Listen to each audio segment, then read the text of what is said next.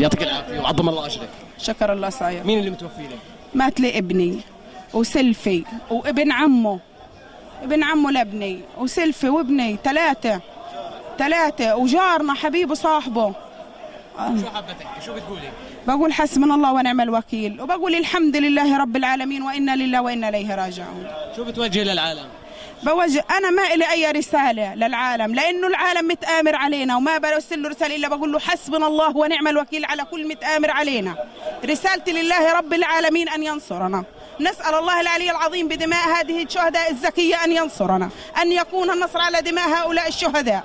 أسأل الله العلي العظيم أن ينصرنا بدمائهم. شو بتوجه رسالة للمقاومة؟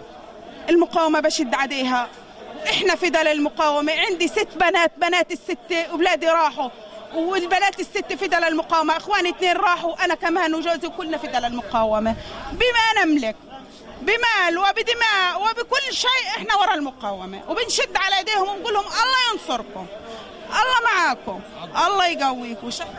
هذا حال والدة شهيد، هذا حال والدة شهيد، عظم الله أجرها، تصبر وتحتسب أبنائها شهداء عند الله.